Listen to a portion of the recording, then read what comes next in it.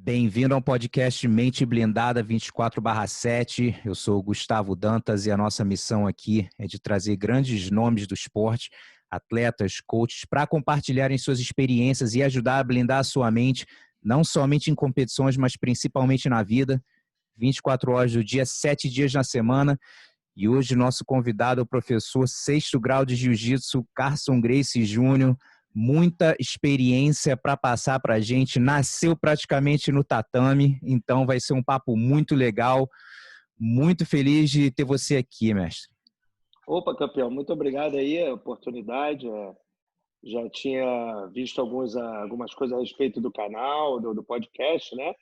E tenho visto que você tem feito um trabalho muito bom aí, tem feito entrevistas com o pessoal aí da pesada e uma oportunidade para mim estou pegando essa oportunidade. Muito obrigado. Lógico. Então vamos fazer o seguinte, fala lá do começo das suas primeiras lembranças no tatame, né? Dá um resuminho disso e aí a gente já fala um pouco mais como foi competir e tal. Vamos embora. Então, para mim a experiência foi bem cedo, né? Tipo, quando eu nasci já ganhei um kimono, né? E já fizeram aquela foto com o kimono e foi muito bacana. E eu lembro que meu pai, né, ele tinha uma academia atrás de onde a gente morava, porque a gente morou em Niterói, né, na época. Meu pai tinha uma academia ali atrás. E logo em seguida, na mesma época, ele abriu uma academia no Rio de Janeiro também, a famosa academia ali da Figueiredo Magalhães com a Silva Castro, né? Então, inicialmente, eu comecei meus treinos na academia de Niterói. E quem estava por lá era o Carley, né? O tio Carley estava lá com meu pai, né? O pai do Clark. O professor Sérgio Íris também, o pessoal conhece aí das antigas. Treinava com meu pai lá também. E meu pai dava aula, né? E eu lembro que tinha uma garotada bem grande e meu pai já tinha bastante criança, cara. E o treino era bem legal, mas eu ainda não tinha muita noção o que era jiu-jitsu. A gente tinha mais ou menos no instinto, né? E logo em seguida, a casa do meu pai foi roubada 2 vezes. Eu lembro que ele não Caramba. gostou. Aí ele falou, vamos embora daqui, entendeu? Uma vez ele mandou trocar a fechadura da casa. E aí ele falou, vou ver se esse negócio funciona. Ele tinha aquela pegadinha dele bem delicada, ele arrancou a chave, a maçaneta. Nem o cara lá da loja da porta entendeu. Aí minha mãe falou, pô, mas você também, cara, você quebrou a porta, o cara teve que consertar de novo. Aí sei que ele ficou bravo, eu falei, quer saber, vamos embora para o Rio de Janeiro, que agora eu já estou com a academia lá. Aí quando eu fui para a academia do Rio, que já era mais ou menos em 1973, 74, aí que já deu aquela animada, entendeu? Aí eu já ficava jogando futebol no tatame, eu levava a bolinha de meia, e depois da aula de criança eu ficava lá querendo jogar futebol, que eu sempre achei que eu jogava futebol bem, né? Quer dizer, joguei mais ou menos, mas me divertia. O pessoal curtia bastante que eu ficava ali no meio. E aí, sempre que sobrava um par, né? Ficava brincando comigo, me levantando, jogando e fazendo brincadeira para tocar na cabeça, aquelas coisas de criança, para aprender a correr de um lado para o outro, e contar por baixo, ter que proteger, aquelas coisas de treinamento de criança. Então, assim, foi mais ou menos dessa forma que eu iniciei, né? E eu lembro também que meu pai botava muito treino em pé para a criançada, né? Não tinha treino de joelho, era tudo mais ou menos como pontuação, os tempos de treinos eram menores, entendeu? E as faixas que tinham eram branca, amarela, ainda não existia laranja e verde, não se usava muito, entendeu? Eu fiquei praticamente 12 anos, quase 12 anos, 11, 12 anos na faixa amarela. Aí, de vez em quando, eu botava laranja, aí meu pai, usa aí. Naquela época, eu lutava mais ou menos tudo junto. Mas era legal, né? E campeonato era um pouco escasso, não existia campeonato assim, os campeonatos de criança, se eu não me engano, começavam com 7 anos, antes disso não tinha campeonato, mas já rolava aqueles conferezinhos na academia já, entendeu? Mas era muito elaborado o sistema de defesa pessoal, porque hoje em dia o que se chama de bullying, eu não sei como se chamava naquela época, né? Mas eu lembro que era muito bem implementado esse sistema de defesa pessoal, negócio de saída de gravata, saída de controle de gravata e imobilização, guilhotina, defesa de soco. Tinha todas essas coisas, agarra no pescoço quando te empurravam na parede. Então, tinha um sistema bem legal, que eu acho que é bem legal porque desenvolve bastante a autoconfiança da criança, né? E criado ali em Copacabana, que era o berço mais ou menos das lutas, né? A gente praticamente tinha que sempre entrar em ação, né? Era uma coisa tradicional de Copacabana, né? Era você querer cruzar as ruas, sempre tinha briga e, entendeu? De uma forma geral, você tinha que se defender, até para poder se situar, né? Aí depois, com o tempo, aí, com o crescimento, esse negócio de bullying já é uma coisa mais antiga, né? Quer dizer, mais antiga para mim, mais nova para essa galera, é o bullying, né? O bullying já existe. O pessoal que está aí na live aí depois, né? O bullying sempre existiu, só que agora deram um nome para o bullying. Verdade. Então, o meu pai fazia esse trabalho muito bem, os professores da academia faziam esse trabalho muito bem de conseguir desenvolver a autoconfiança das crianças, entendeu? E tinham muitos pais, né, amigos do meu pai, e naquela época a família Gracie muito famosa com os negócios de desafios do sistema do Gracie Jiu-Jitsu. Então o pessoal procurava muito o jiu-jitsu, né? E tinha outros estilos que eram mais assim, no caso, elaborados, que era o karatê, que era mais ou menos mais antigo, e a facilidade de passagem de faixa. Eu acredito que outros esportes tinham mais adeptos, porque sabe como é que é, né? Os pais sempre querem que o filho seja graduado, às vezes mais do que o professor. É. Você deve ter aluno criança aí, o pai acha que o filho merece, aí você perde, às vezes, se desentende.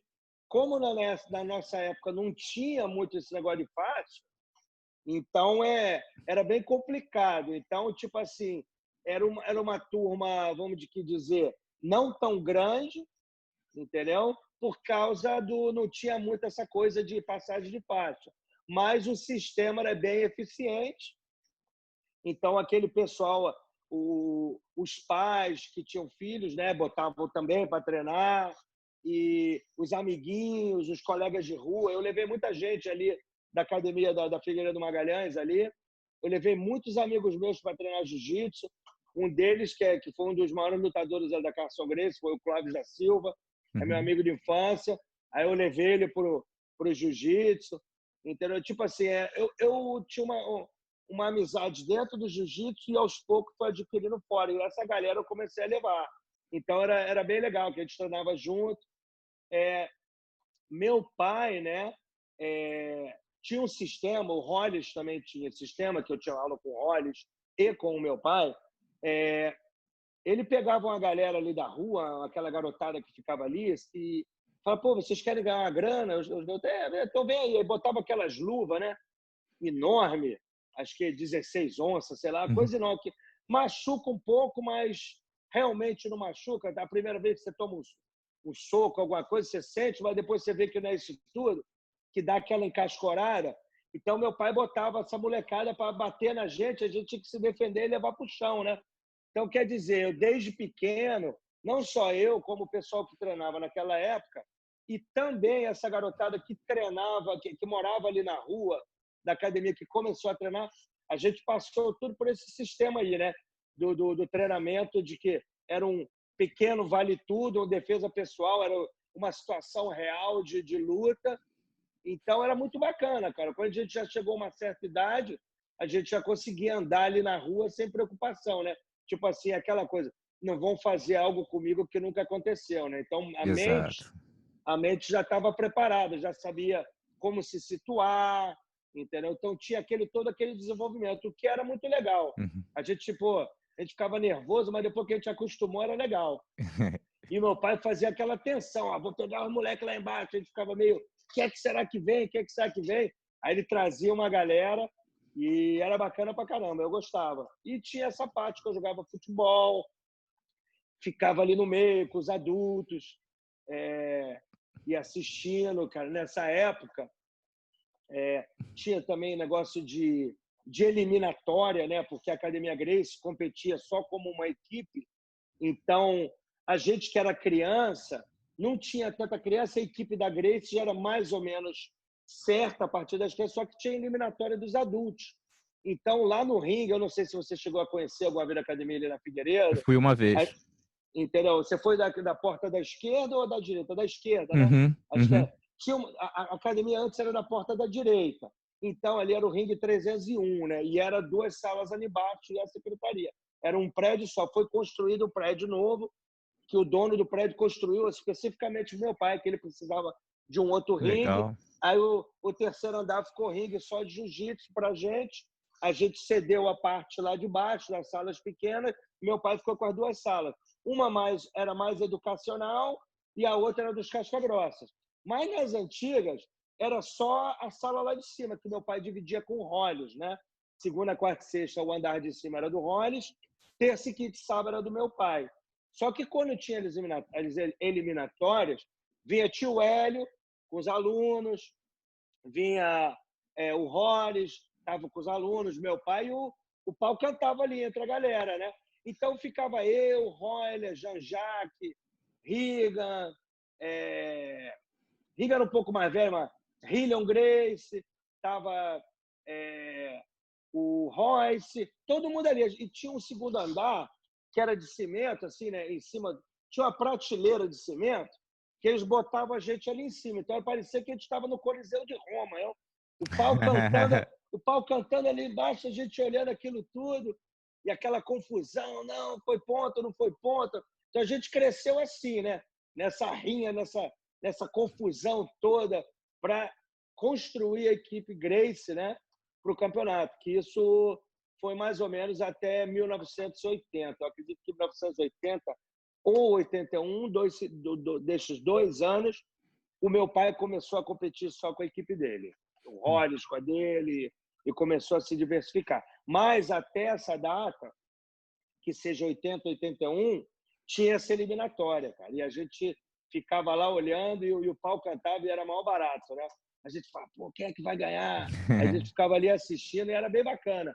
Tipo assim, como se diz, é uma infância um pouco diferenciada, né, cara? Ver aqueles gladiadores todos ali lutando e essa galera aí que está hoje em dia aí, todo mundo faixa coral, faixa vermelha e branca, e toda aquela passagem educacional bem construtiva que a gente teve, né?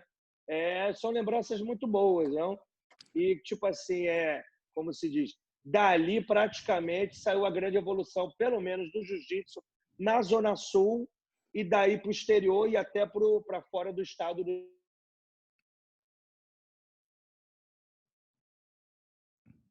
Ali que começou mesmo as coisas a respeito do desenvolvimento, né?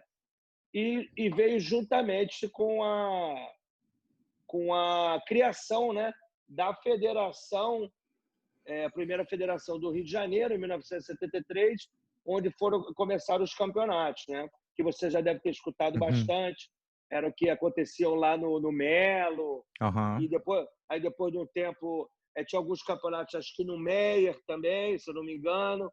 E depois começaram a ir para Niterói. Deu mais ou menos uma parada nos campeonatos no Rio de Janeiro e começou a crescer os campeonatos através da Linge, com acho que é Silvio Pereira, né? Isso.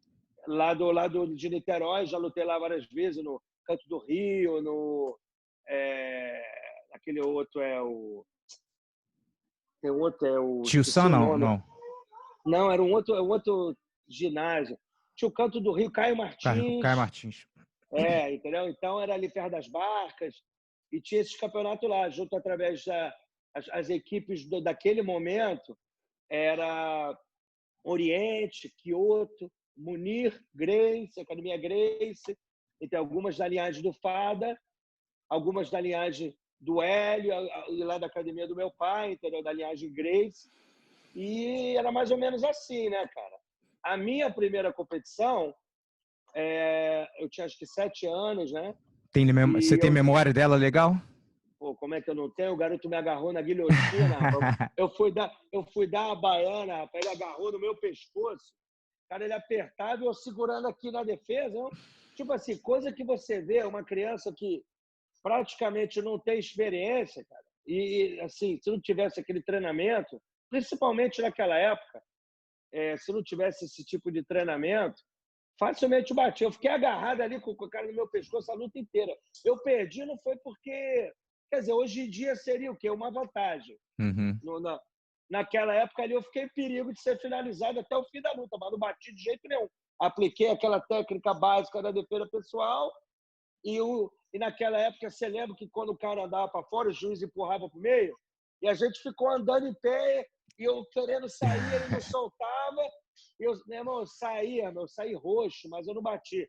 Aí meu pai falou, muito bom, não bateu. Muito bem. Nem reclamou que não ganhou. Ele falou, muito bom, não bateu, foi muito bom, foi muito bom. Aí eu falei, pô, legal, né? E aí foi seguindo os campeonatos, né? Mas meu primeiro campeonato eu já não me dei muito bem, não. Já tomei uma gravata lá, quase que bati, mas resisti 3 minutos e não bati, graças a Deus. E você lembra mais ou menos a idade que você começou a levar mais a sério? Falou, pô, cara, eu quero realmente seguir isso. Você lembra desse momento? Então, né, Gustavo, além do jiu-jitsu, eu fui esportista em outras coisas, né? Eu jogava futebol, né? Apesar de eu não ser muito bom, mas eu fui campeão de futebol de praia, fui campeão de voleibol estadual. Então, tudo porque tinha aquele, como é que se diz, aquele espaço, porque não tinha muito campeonato de jiu-jitsu. Exato. A gente treinava, eu queria competir em alguma coisa, tinha aquele espírito competitivo desde criança, mas só tinha uma competição por ano, e se tivesse eram duas. Então, para adulto, até tinha uma outra mais, mas para criança não tinha. Então era difícil, a gente não tinha competição, ficava aquele desânimo. O pessoal via meus amigos jogando futebol de praia, aí tinha um clube de voleibol perto de casa, eu comecei a jogar, fui muito bem. Não segui carreira porque a rede aumentou e o tamanho não cresceu, aí tive que largar. Graças a Deus. Aí, mais a garotada que jogava comigo foi tudo para a seleção do estado, até chegar na seleção brasileira. Mas eu tive que parar, a rede aumentou, falei, vou ter que desistir disso. E aí, quando eu realmente falei assim, poxa, é isso que eu quero,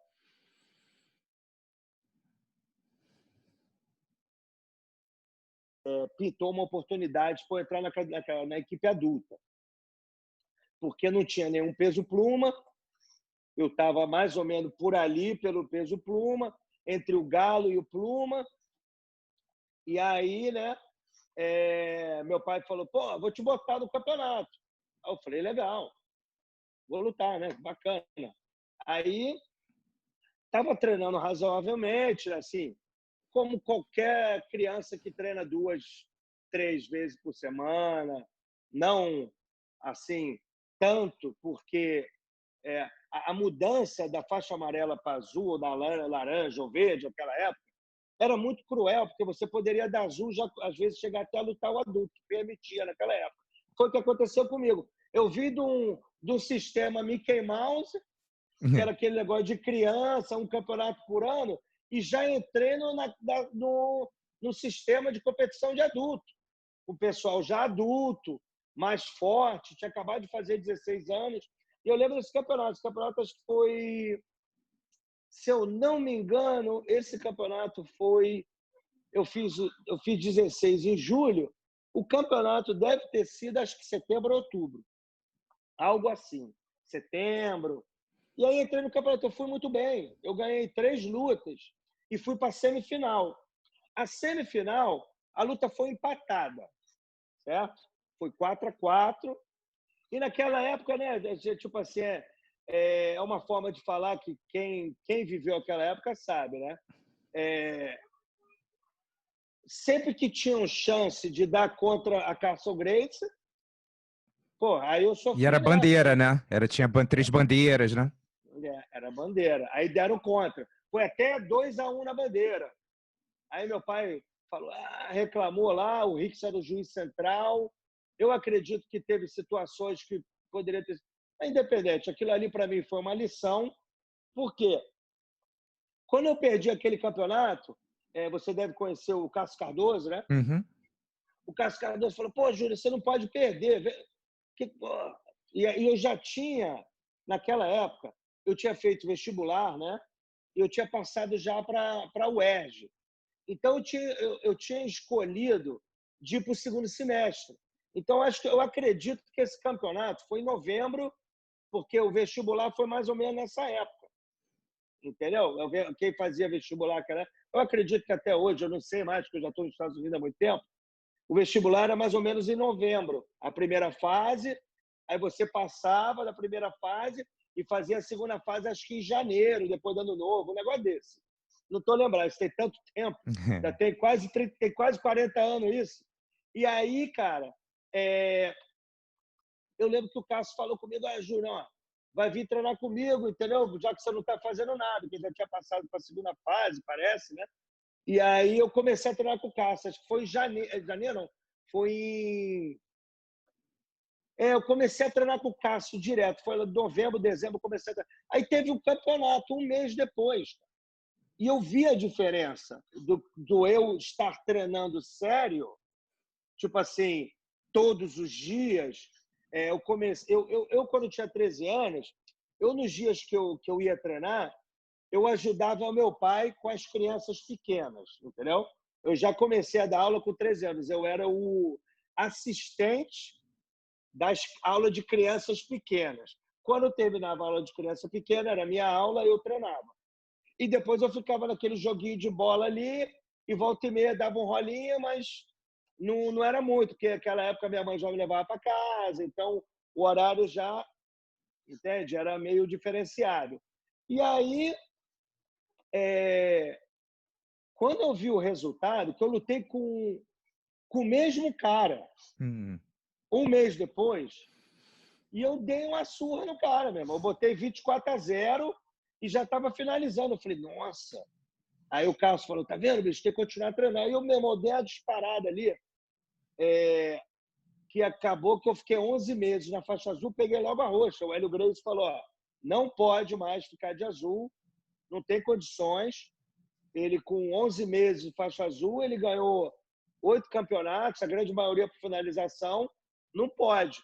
Aí me passaram para a roxa. E já estreiei na Copa Company naquela época, primeiro campeonato, já saí de melhor atleta de faixa roxa. Legal. E aí eu falei, pô, meu irmão, estou no caminho certo, né? Aí continuei, cara. Continuei treinando. E aí pintou também, né, cara? A época que eu entrei para a equipe de luta livre olímpica do Brasil, né? Eu virei atleta da seleção brasileira. Legal. Eu lembro que quando eu treinava era lá no Santa Luzia, aí eu comecei a treinar lá, isso em 86, acho que 87, eu comecei a treinar lá e tinha um treininho de judô logo ali em frente, né?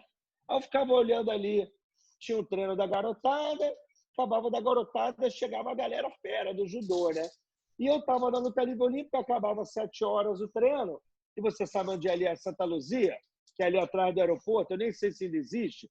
Eu tinha que sair dali, cara, 7 horas da noite, praticamente sozinho, para ir andando. Era uma área meia barra pesada. E aí um dia eu estava meio naquela, por que eu faço? Aí chegou o Elvésio, o grande Elvésio, aquele das antigas aí, e o Elvésio morava na mesma área que eu moro ali em Copacabana. E eu vi o Elvésio chegando para treinar, eu falei, pô, Elvésio, e aí, cara? Pô, Cassi, tudo bom? Ô, Júnior, quanto kimono é para treinar o judô? Eu falei assim, pô, será que pode? Ele falou, claro, pô, vamos lá falar com o professor. E eu tava com o kimono, que eu voltava da Santa Luzia, cara, eu saía de lá meio tenso, né? Que aquela área ali era escura, e eu era garoto, entendeu? Porque não que eu tinha medo, mas se fosse na mão, dava, né? Mas vai que vem armado ou com faca, você não sabe, né, cara? O que vai acontecer. Aí eu falei assim, pô, mas ele falou, vamos, depois eu te dou carona. Eu falei, pô, perfeito. Aí eu treinava no judô, ali, né? E voltava de carona com o Elvésio. Foi isso durante praticamente 2 anos. E aí o que aconteceu? Na época, o Beto Leitão, né? O filho do mestre Roberto Leitão, ele voltou do Canadá e a gente continuou mais ou menos um pouco o treino ali na Santa Luzia, mas aqui não tinha muito treino, entendeu? O pessoal treinava, não treinava. Para mim era interessante, porque tinha o judô, e aí eu praticamente não tinha luta livre. O Beto, não está tendo, pô, vamos ver se a gente arruma um lugar para treinar. Aí eu falei com meu pai, a gente começou o treino da luta livre olímpica lá na academia do meu pai, né? E eu trouxe os adeptos do jiu-jitsu. Eu até cheguei a formar uma equipe da Carson Grace. Eu não me lembro, você é aluno do Dedé também? Isso, sou aluno Dedé. Eu não me lembro se o Dedé entrou para essa equipe também. Eu não consigo lembrar. Eu treinava muito com o Dedé. O Dedé treinava lá com o Rodrigo Vieira, lá na academia do meu pai. O Rodrigo foi embora e ele ficou com a gente lá. Aí eu treinei bastante tempo com o Dedé também. Mas eu não me lembro se ele chegou a treinar com a gente a luta livre olímpica, porque se eu não, ou se competiu, eu não sei dessa parte. Mas tinha esse treino e teve os adeptos, e dali, cara, eu consegui criar uma certa amizade, que eu já estava competindo no judô, e eu comecei a conhecer a galera e pintou a oportunidade de eu começar a treinar no Flamengo também. Aí eu treinava judô no Flamengo. E tinha uma galera do Flamengo que treinava lá na academia. Mas, tipo assim, esses foram os 2 anos de luta livre lá na Santa Luzia, e continuava competindo no jiu-jitsu, e depois eu continuei competindo no jiu-jitsu até que eu peguei minha faixa preta em 93, janeiro de 93. Mas durante esse tempo aí de competição, os adversários que eu tinha era o Vinícius Campeiro, não sei se você sabe quem é. Não tenho O certeza. Vini, a gente lutou muitas vezes. O Telo era meu adversário daquela época. Lutei com o Royler também, algumas vezes. Lutei com o Múzio. Lutei... Tinha uma galera que eu não lembro o nome, mas eu lutei. Porque, na época, eu tinha muito preparo físico. A galera que competia comigo, eles logo mudavam de categoria. Então, eu falei, pô, não quero lutar no peso, que esse moleque luta 5 lutas, a 5ª luta ele luta como se estivesse lutando a primeira. O cara falou, não tem condição de eu chegar na final do peso, o cara tá fresco e eu tô morto, entendeu? Então, muito dessa gente saiu da categoria. Então, isso é uma característica que eu sempre tive, que eu treinava bastante, entendeu? Eu geralmente não perdia a luta porque cansava, não acontecia isso. Perdia, porque às vezes não era o dia, e isso acontece com Exato. todo mundo, entendeu? Não tem choro, não tem vela. Acontece, às vezes não é o seu dia, não é seu dia, entendeu? Mas nunca foi porque não cansou e, entendeu? Não deu. Mas coisas que acontecem, né? E nessa jornada aí, vamos falar um pouco dessa jornada aí das faixas coloridas até a tua faixa marrom, que é um período de aprendizado muito grande para todo mundo. E o que você vê, assim, algumas coisas que vem à sua mente, um dos maiores aprendizados que você teve na faixa colorida, com relação à competição, até mesmo em treino, mas o que você pensa, assim? Então, cara, eu vou te dizer, cara, na academia do meu pai, né, a gente sempre teve um treino muito forte, certo? Tinha sempre aquela galera ali, cara, que mesmo estava disposta a treinar, entendeu? Que treinava a qualquer hora, né, cara? Eu chegava lá na academia do meu pai, às vezes você passava embaixo da academia do meu pai, 11 horas da noite, tava a luz acesa, cara. Aí tu fala, porra, o que houve, velho? Tinha lá em cima, tinha nego treinando. Então, é o seguinte, cara, na academia do meu pai, cara, o que você aprendia é o seguinte: quanto mais você treinar, melhor você vai ficar, entendeu? Quanto mais você... Foi isso que eu tirei, né? Quanto mais você se expor, mais a sua qualidade técnica vai evoluir. Porque você sabe, tem um lutador bom quando ele está com o tanque cheio. O cara tá ali explodindo, tá, pá, e daqui a pouco, meu amigo, o pá, já começa a diminuir e vai diminuindo, daqui a pouco o cara, aí que você vê a técnica, entendeu?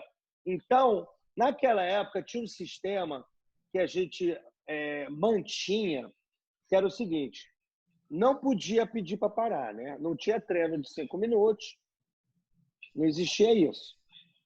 Então, você treinava até bater até bater no gás. Então, às vezes, você treinava, e treinava, e treinava, e o mínimo de treino que nego dava era 20 minutos. Não tinha esse negócio do treino de 5 minutos.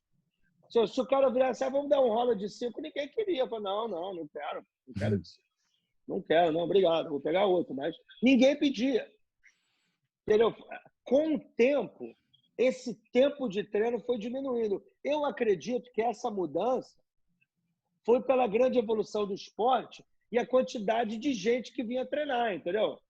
No Exato. caso, tipo assim, ao mesmo tempo que a pessoa vem para treinar e os competidores, a academia tem que sobreviver, né? Tem que ter a hora da aula, Exato. não pode ter só a galera da competição. Por isso que geralmente treino de competição é 2 horas de treino, 2 horas e meia, porque não tem como você preparar um atleta com treino de 1 hora. Não existe. Então, 1 hora é aquela aula onde o cara vai fazer um aquecimento, vai aprender uma técnica e vai dar um rola de 5 minutos, que é o que acontece hoje em dia. Dá 3, 4, 5 rolas de treino e, pô, valeu, tchau. Aí vem outro grupo, mas depois, no caso do horário de treino, é o horário do treino dos competidores, né? Você deve ser isso aí na sua academia, Uhum. acredito, ou como qualquer outra academia que tem um time de competição. Mas naquela época a gente tinha esse privilégio, que era o seguinte: eram 2 ringues de um tamanho adequado para conseguir manter uma quantidade grande de alunos e de competidores. Então, tipo assim, se você era competidor, você subia a escada e ia para o lado direito, naquela época, né? Se você era aluno, você ia para o lado esquerdo. Você passava por aquele processo de aluno para virar competidor. Aí você passava para outro ringue. Então, nesse ringue aí, do lado direito, o treino ficava aberto. Não tinha nem cadeado, não tinha nem chave, a porta ficava aberta. Então, era gente treinando o dia inteiro. Você chegava 8 da manhã, podia ficar treinando até a hora que você quisesse. Então, o que acontecia? Sempre tem aquele cara que gosta de treinar, que você também gosta, que tem aquele amigo que gosta. Então, começava a juntar aqueles grupinhos e faziam vários horários de treino. E dentro da academia ali do meu pai, pô, você podia chegar a hora que fosse que tinha treino. Você chegava a qualquer hora. Sábado, então, eu chegava na academia 9 horas da manhã. Eu saía 2 horas da tarde. Caramba. Entendeu?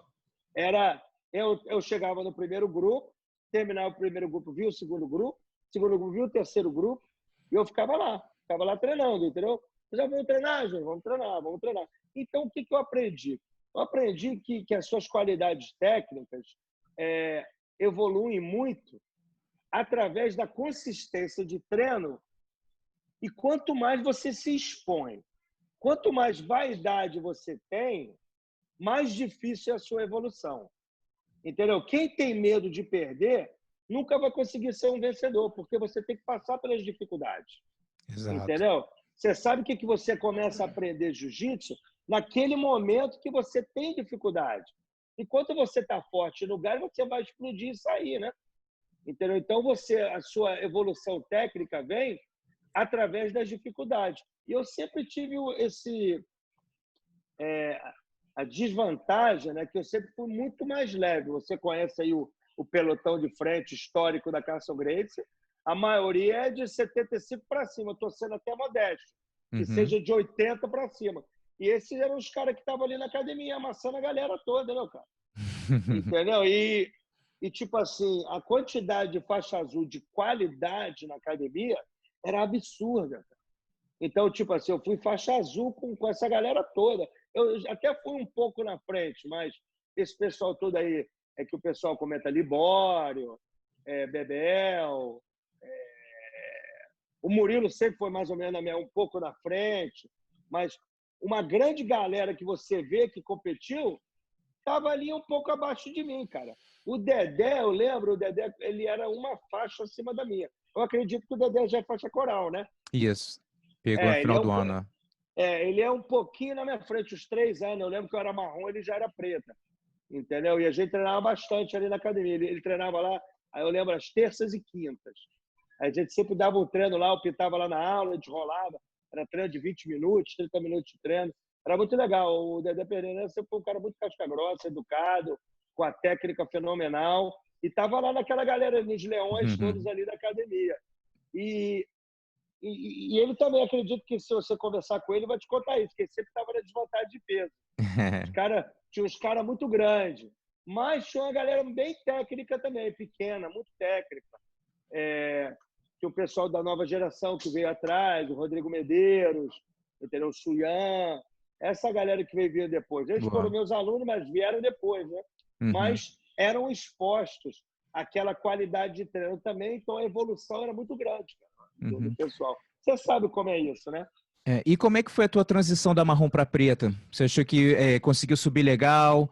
Sentiu alguma pressão ou sentiu que estava no momento mesmo? Olha, cara, eu já estava no momento há um bom tempo, entendeu? Meu pai me segurou um bom tempo na faixa marrom. Na minha carreira, da azul para roxa, o Hélio Gracie me promoveu, né? Ele falou, não pode mais. Da roxa para marrom, o Hélio Gracie me promoveu, falou, não pode mais. E da marrom para preta, o Hélio Gracie me promoveu, só que meu pai falou, não, a faixa preta, quem vai decidir a data sou eu. E eu fiquei naquela, né? Fiquei ali esperando e ele não dava, até que o dia que ele deu. Eu peguei a faixa preta no mesmo dia que o Valide. Entendeu? A gente pegou a faixa preta no mesmo dia. 5 de janeiro de 93, né? A gente foi promovido antes, mas eu conto o dia que eu amarrei a faixa. Já sabia que ia ser faixa preta, isso tudo. Mas o dia que eu amarrei foi dia 5 de janeiro, que meu pai foi lá, amarrou a faixa na minha cintura e eu me tornei faixa preta. Mas eu já estava preparado, cara. Eu estava muito bem. Tive bastante vitórias na faixa marrom e bastante derrotas na faixa marrom. E fui na faixa preta. E na faixa preta eu já saí ganhando os campeonatos, né? Logo assim, eu consegui, em 93, eu cheguei a ganhar até o campeonato estadual peso e absoluto. Legal. Então, a primeira vez que eu tinha lutado absoluto, já estava com um pouquinho mais de peso, consegui ganhar. E logo em seguida eu tive algumas contusões no joelho e no ombro, que me impediram de lutar aquele campeonato em 93. O Mameluco, né? A Mameluco, e 94. E em 95, meu pai me trouxe para a América, né? Me arrumou uma luta e eu vim para os Estados Unidos fazer essa luta, provavelmente voltando 2 meses depois, só que não foi o que aconteceu, né? Meu pai falou, no último dia, falou, Júlio, fica aqui nos Estados Unidos, estou precisando de um professor. O Vitor Belfort estava com ele aqui, ele falou, não, o Vitor não dá para dar aula, preciso de um cara que saiba dar aula para ficar aqui. Aí eu fui ficando. E aí meu pai, ele voltou para o Brasil por um tempo para resolver algumas coisas a respeito da equipe. E ficou eu e Vitor lá na Califórnia. E eu falei, pô, Vitor, sinceramente, meu pai não está lá no Brasil, está eu e você aqui, não temos academia, eu ainda trabalhava na academia no Brasil, né? E aí eu falei, vou lá para a Flórida, vou ficar um dia lá com o Conor e vou embora para o Brasil. Só que quando chegou na Flórida, eu recebi um telefonema e me pintou uma oportunidade de vir fazer um seminário em Chicago. E aí pintou uma proposta de eu abrir a academia aqui. Pô, a gente não está pintando essa oportunidade, já tem investidor, não tem jiu-jitsu em Chicago, só tem uma academia no subúrbio. Você já sabia que era frio? Não sabia. Não sabia que era frio. E aí, né, cara, eu vim para aqui para conhecer a academia, era final de maio, e tinha uns alunos meus que moravam aqui. E aí eu falei assim, perfeito, né, cara? Eu já comecei a imaginar, né? Já estava gostando dos Estados Unidos, já estava começando naquela enrolada no espanhol, querendo dar uma puxada para o inglês, já estava meio naquela. E aí eu falei assim, já sei o que eu vou fazer, né, meus cálculos. Eu vou ficar em Miami, vou lá trabalhar devagarinho, né? Vou iniciar a academia em Chicago e pego uma porcentagem dessa academia, trabalho lá, venho aqui fazer os seminários, venho visitar, boto meus alunos para dar aula. Só que aí, cara, eu vim aqui em Chicago no verão, cara. Quando eu vim aqui no verão, não sei se você conhece Chicago. Já foi. Chicago é muito bonito no verão, cara. E, poxa, eu vi uma cidade completamente, tipo, assim, demais. Eu falei, nossa, que lugar legal. Aqueles prédios bonitos, o lago. Aí caí nessa armadilha. Aí eu falei, vou para Chicago, meu irmão. Aí eu tinha que inventar como eu iria voltar para Chicago, porque eu já tinha fechado todo o negócio, né? Já tinha botado os garotos para trabalhar, já tinha a minha porcentagem, já estava tudo esquematizado. E eu vim para o Grand Opening, né? O Grand Opening no verão. Pô, cara, adorei a cidade. Eu falei, nossa, que lugar maravilhoso. E aí eu queria ficar, mas não vi o porquê. Eu passei uma pequena temporada e aí eu percebi que os dois garotos que eu botei para dar aula, né? Eles discutiam muito durante a aula, né? Ficavam discutindo, dois brasileiros. Eu falei, meu Deus, cara, eu vou falar para ele mesmo, não pode, o professor não pode discutir. Se você acha que a posição está errada, você cala a boca, espera, chama o cara no canto e fala, ó, bicho, a posição é dessa forma, não sei o quê, no final da aula a gente vai fazer. Não é tão, entendeu? Não pode ter aquela confusão de é antiético. Com certeza. Entendeu? Aí eu falei, não vai ficar bem para a academia. Aí continuou aquela coisa, eu não estava conseguindo consertar a situação, né? Foi consecutivamente a mesma coisa. Aí eu comecei a pensar, acho que está meio coisa de ego, né? Entre um e outro, quem é que vai ser o professor? Eu sou, tipo, superior, quem que está abaixo de mim? Eu vi que, eu acho, né? Não sei.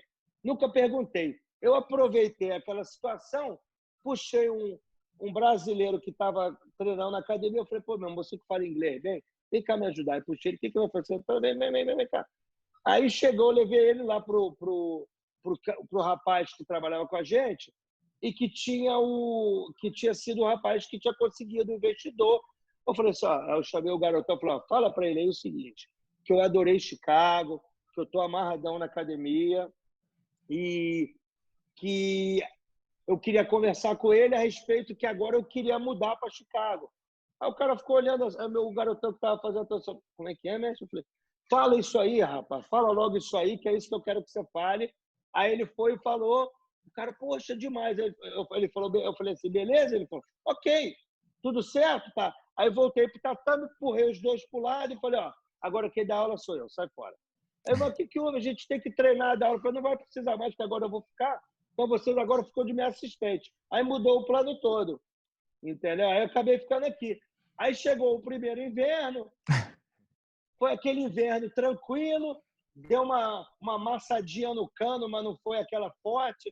Meu amigo, quando chegou o segundo inverno, veio igual um caminhão passando por cima.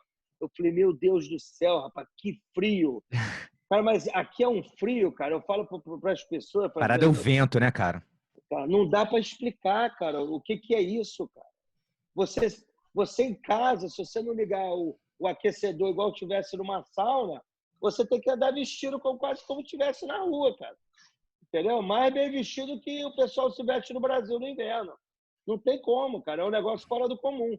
Mas foi onde eu fiquei, né? Tive a oportunidade... Meu pai veio aqui morar comigo, ele adorava. Só reclamava do inverno, mas o resto ele adorava. Mas Legal.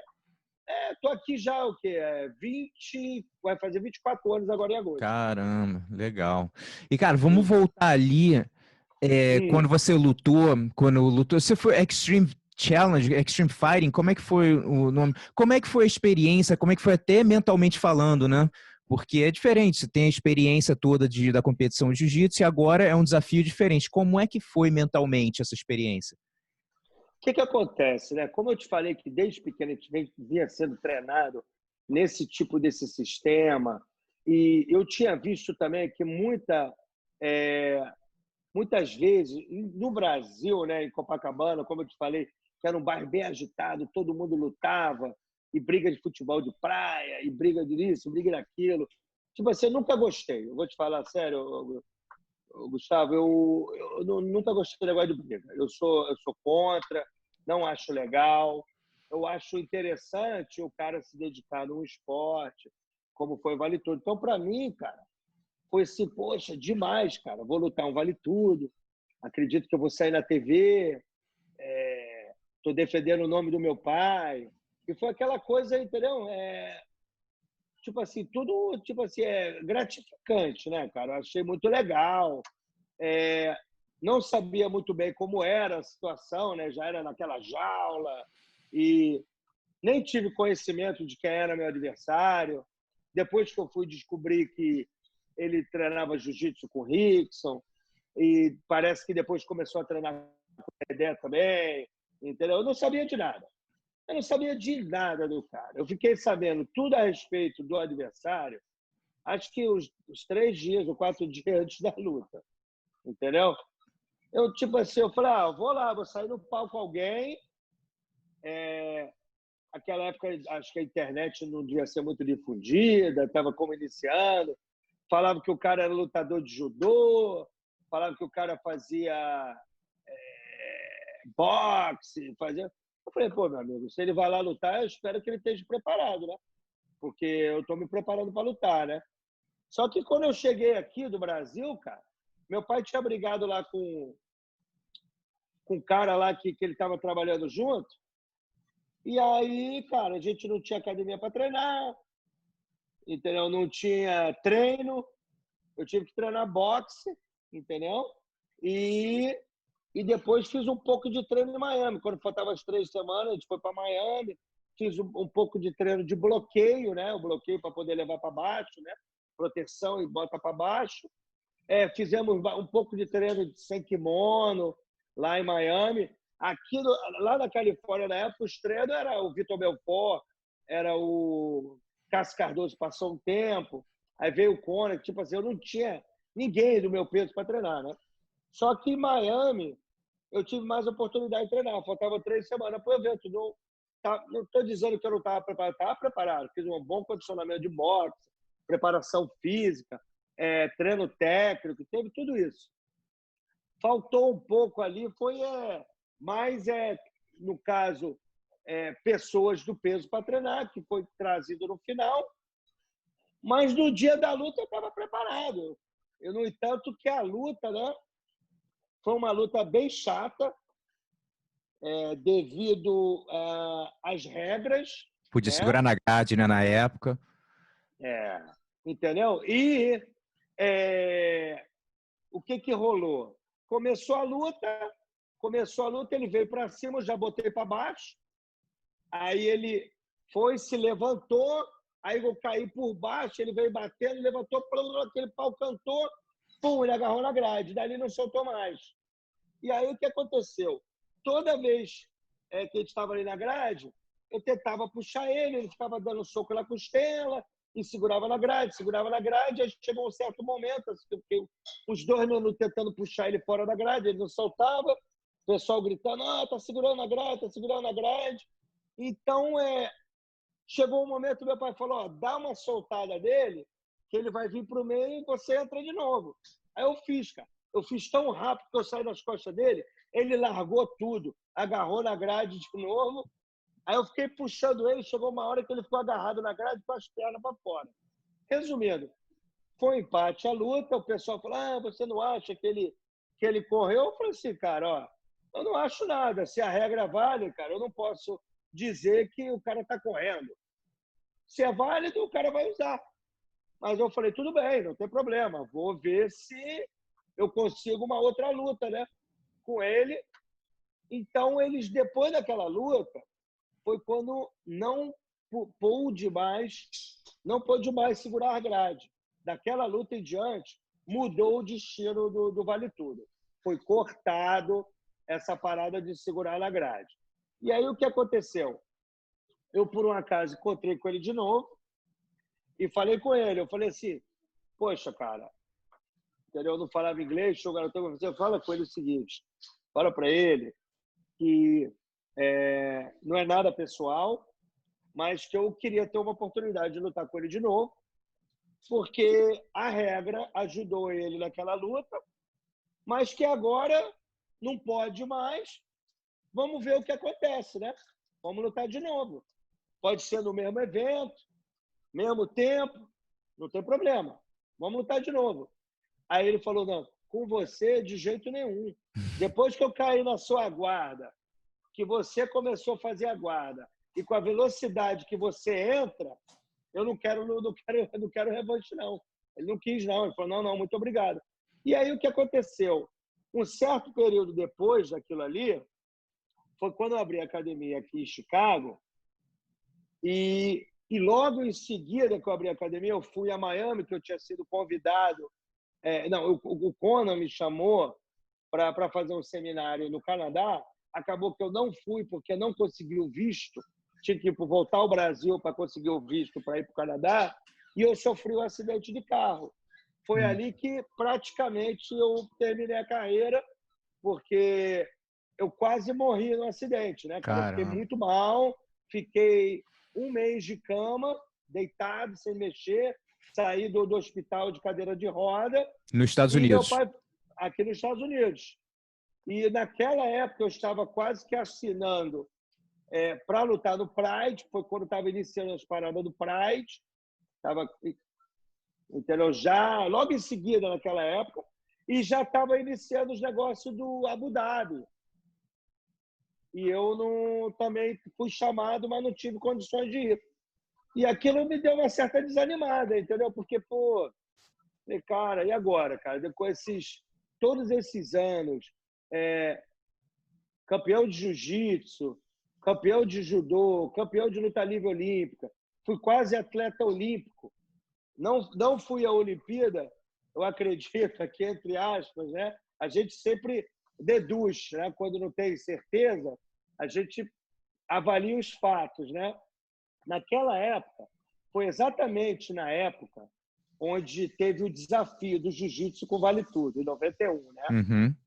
E aí, a galera da luta livre era a galera da luta livre olímpica também. Quer dizer, o Roberto Leitão pai é mais ou menos aquele por trás dos bastidores, o treinador da galera. Todo mundo sabe disso, entendeu? Ele nunca se envolveu em eventos de competição, negócio de vale tudo. Ele sempre teve no bastidor porque tinha o trabalho dele. Parece que trabalhava na universidade, era engenheiro, isso, aquelas coisas todas. O filho era um competidor de luta livre olímpica, mas ele era o cara que treinava o pessoal lá do Boqueirão. Você deve saber disso, claro. Uhum. Não sei se você já chegou a ir lá. Eu já fui lá Não. treinar no Boqueirão. Já fui lá do Boqueirão, onde treinava o legendário, o lendário Joil, entendeu? Que era aquela galera ali, cara. O Joil de Oliveira, o Marco Rua treinou ali também. Entendeu? Tinha aquela galera toda, Eugênio foi treinar, o Hugo, aquela galera toda ali, sempre, entendeu? Teve aquele grupo ali. E então era um pouco distanciado, mas era mais ou menos o mesmo grupo. Se fosse ter da onde sairia a fonte, era do Roberto Leitão pai, entendeu? Era, no caso, o alicerce, né? Então, o pessoal da luta livre foi o que enfrentou, luta livre slasher do Muay Thai, né? Uhum. Foi aquele pessoal que lutou o desafio tanto de 85 no Maracanãzinho, onde lutou o Pinduca, Marcelo Bérico, como em 91. Uhum. Entendeu? Então, foi nesse período que eu estava na luta livre, assim, a partir de 87 até 92. Então, eu acredito que em 91, quando teve aquele confronto, foi o que selou a minha não ida à Olimpíada em 92 de Barcelona, que eu já tinha sido convocado para 88 e tinha sido convocado para 92. Só que em 92, na última eliminatória, eu viajei para São Paulo. Eles achavam que eu não ia, porque me avisaram de última hora. E naquela época eu já estava mais ou menos crescendo assim, fisicamente. O peso vai aumentando gradativamente. Eu já tinha que baixar um pouco de peso para bater a categoria, né? Então eles achavam que eu não ia comparecer, porque era pouco tempo. E de repente achavam que eu não ia bater o peso. Só que quando eu cheguei lá, cara, tinham boicotado a minha categoria. Quer dizer, eu falei, mas como assim? Eles falaram, não, a categoria de 62 quilos não vai para a Olimpíada. Então, eu acho que foi uma coisa pessoal, eu acho, na minha opinião. E eu não tenho problema nenhum de expressar isso. Mas é o que é, né, Gustavo? A gente vai fazer o que é. E, pô, você voltou a competir, lutou no Mundial de Master, não foi? Foi que ano? Ano passado ou retrasado? 96. Não. Não, 2006. 2006, desculpa. Não, do Mundial de Master aqui em Las Vegas. Você não lutou em 2016. Ah, tá. Como é que foi essa Tá, experiência e o que te animou a voltar e lá fazer a forcinha? O que aconteceu foi o seguinte, cara. Em 2015, minha mãe teve um problema de coração, né? E o que ocasionou o quê? Ela sair da direção da academia da Figueiredo Magalhães, né? A famosa academia. E o que aconteceu foi que eu falei o seguinte, ó, então vamos fazer uma festa de confraternização, convidando todo aquele pessoal das antigas, independente do que tudo que aconteceu, né? Entre aquela história que todo mundo sabe, que teve o racha, aquela história toda aí, né? Que já vai mais ou menos 20 anos essa história. Então, naquela época ali, né, eu falei, poxa, cara, essa academia foi sempre a minha casa e casa de muitas pessoas. E foi o berço do crescimento do esporte, daqui que foi criado e desenvolvido os melhores atletas de todos os tempos, melhor equipe de jiu-jitsu. Eu falei, poxa, cara, eu não posso fechar a porta dessa academia e simplesmente dizer fechado, não posso. Eu tenho que organizar uma festa e convidar. E quem não se sentir mal, né? Quem não vestir a carapuça de que tá mal na fita, aparece, né? E eu convidei todo mundo, veio um galerão, foi maneiro. E ali eu encontrei com uma galera das antigas. E foi mais ou menos naquela época onde o pessoal estava tendo um evento lá em São Paulo, do Abu Dhabi, agosto de 2015. Final de agosto, primeira semana. Eu acho que era no último final de semana de agosto de 2015. Teve um evento onde o Libório fez aquela luta casada com o Zé Mário. Lembra? Uhum. Que aí o Libório foi lá e tava com um short, tinha o símbolo do Carson Gracie. Aí veio falar comigo, poxa, você se incomoda se eu lutar com o símbolo da Carson? Eu falei, não, cara, eu não vou falar que você não pode. Você foi aluno do Carson Gracie, entendeu? Você sempre foi aluno aqui da academia. Apesar de tudo que aconteceu, entendeu? Eu não guardo rancor de ninguém.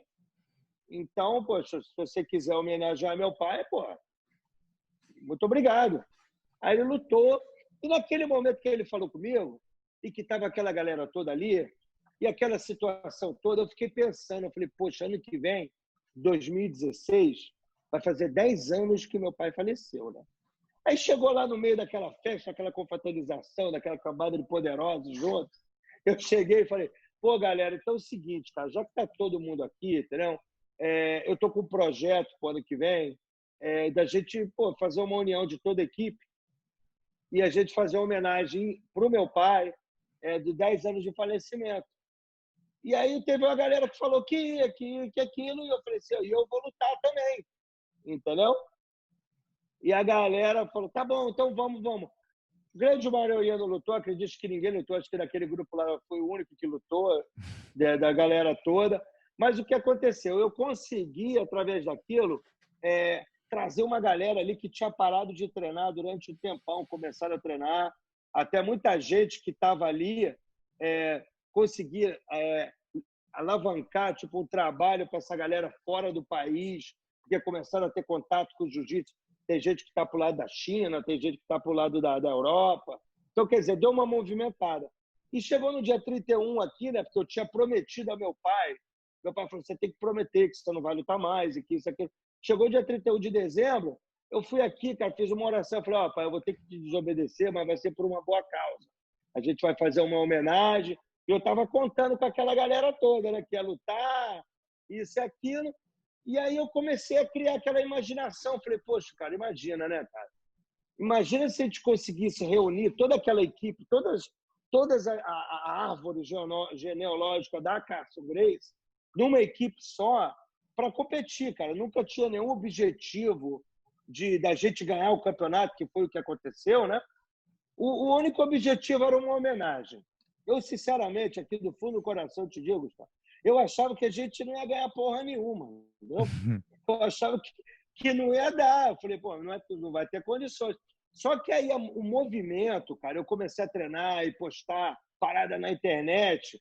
Aí começou aquela movimentação da internet, sabe que Legal. a propaganda é a alma do negócio. Meu pai sempre falava isso, né? Então a galera via eu treinando, pô, Cassi, eu vou lutar.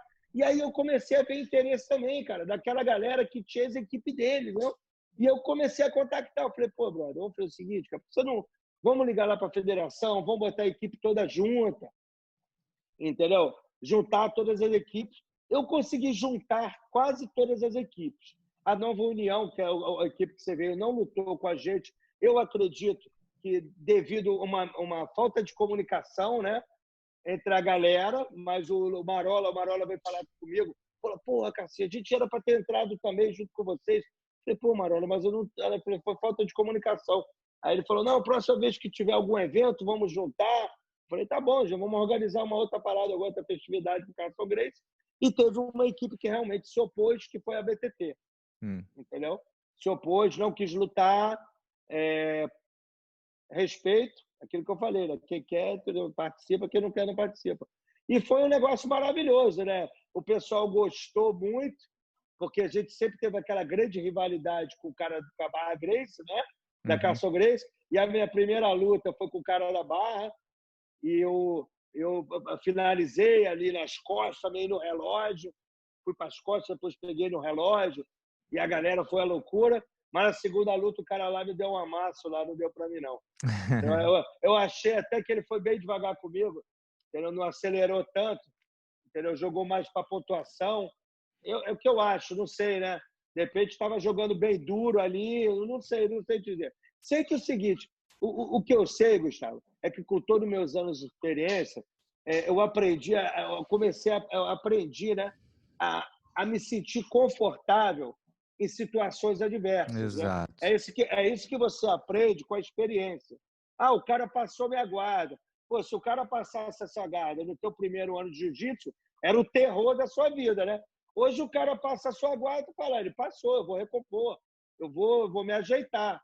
Então, foi o que eu senti. Então, talvez o meu adversário se segurou ali porque sabia que eu poderia sair com alguma coisa, né? Então, eu quis manter. Sabe como é que é a estratégia? Hoje em dia, todo mundo Exato, luta com E estratégia. num tempo Mas curto também, né? 5 minutos. Mas ele ganhou com uma boa vantagem de ponto. Acho que foi 9 ou 11-0, entendeu? Mas ali, ele é um momento para passar, ele é um perigo de finalização. Então, quer dizer, fui bem. E é muito legal quando eu vejo as lives, tanta história tão legal do teu pai, né, cara? Tantas histórias engraçadas também, assim, tem tantas que escuto. Tem alguma, assim, legal para você compartilhar com a gente que te marcou de essas engraçadas, assim, essas situações engraçadas que você já vivenciou? Eu vou contar duas histórias, tá? Americana, já na América, né? Meu pai, cara, ele tinha um problema, não era um problema, eu dizia que tinha um bloqueio, né? Que ele não aprendia inglês de jeito nenhum. Eu tenho um bloqueio, eu falei, pô, pai, você tem que aprender, não, mas me dá um bloqueio. Então, quando chegava os caras, né? Ele sempre falava assim, how are you? Como está tu, né? Aí, se o cara metesse um espanhol, ele já disparava no espanhol. E quando o cara falava inglês, ele já puxava alguém para traduzir. Resumindo, né? Ele, cara, quando estava lá na Califórnia, ele estava no carro e aí chegou um mendigo falando, pedindo, ele olhando pro cara assim. Aí ele ficou meio assustado, ele virou e falou assim, pô, bicho, tá vendo só? Até o mendigo fala inglês e eu não aprendo. Aí ele falou, pô, Carson, pelo amor de Deus, cara, o mendigo ia falar o quê se ele é americano? Aí ele falou, mesmo, tem razão, mas eu tenho um bloqueio. Ele ficava louco que as pessoas iam falar com ele e ele não entendia nada. E uma outra já foi aqui em Chicago, né, cara? A gente estava aqui em Chicago, ele sempre foi essa Ele era uma pessoa que agregava muita gente, ele trazia muita gente. Meu pai sempre andava com um bando, né? Com a galera, principalmente aqui em Chicago. Era um grupo com ele, entendeu? Ele rapidamente já criou um sistema de treino que já vinha gente de fora para fazer confere. Às vezes eu chegava na academia, já tinha os visitantes. O pessoal da portaria falava, pô, mas tem os visitantes. Como assim? Ah, teu pai disse que convidou os caras subiram aí. Chegava lá em cima, eu estava no meio da aula, meus alunos, às vezes até executivo, saindo no palco, os caras que vinham de fora. Aí meu pai falou, isso é para mostrar que o nosso jiu-jitsu é eficiente, tem que ter o confere, pô. Aí sempre rolava essas paradas, né? E aí, cara, quando a gente saía, né, da academia, ele sempre tinha duas manias. Uma, quando ele via o carro estacionado, pelo menos aqui em Chicago tem muito, eu não sei aí no Arizona, que você paga com a moedinha. Uhum. É. Então, quando ele via que estava vermelho, que era que o cara ia levar ticket, ele botava a moeda, ele sempre andava com moeda. Eu falava, pô, rapaz, mas tu tá maluco, cara.